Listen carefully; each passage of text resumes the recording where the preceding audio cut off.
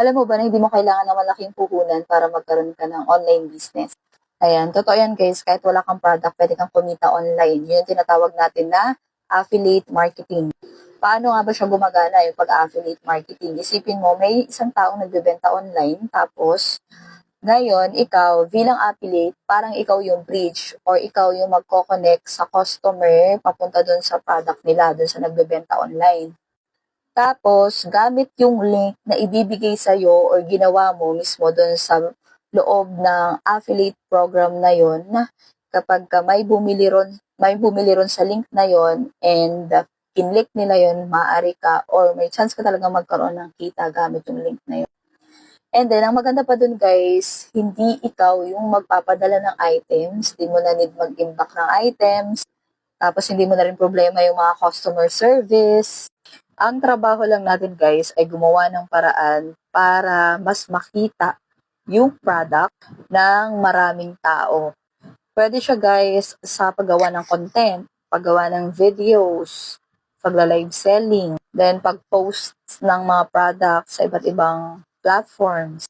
And then yun nga, kung mahilig ka sa social media, eto na yung pagkakataon or chance na gawing passive income yung mga hilig mo.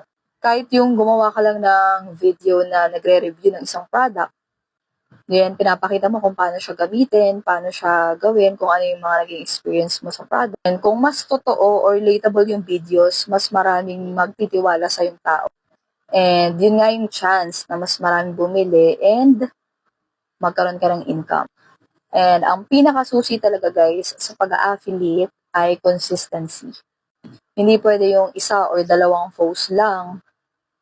Dapat marami or kailangan dapat tuloy-tuloy ka kasi mas makikita yun ng tao. And mas nagiging credible ka sa kanila.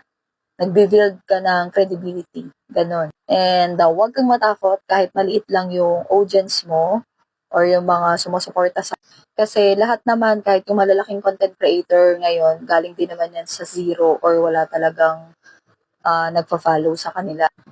And then yun, kaya kung naghanap ka ng extra income, and then gusto mo simulan yung online business journey mo, itry mo or subukan mo yung pag-affiliate marketing. Pero sabi ko nga kanina sa inyo, consistency is the key.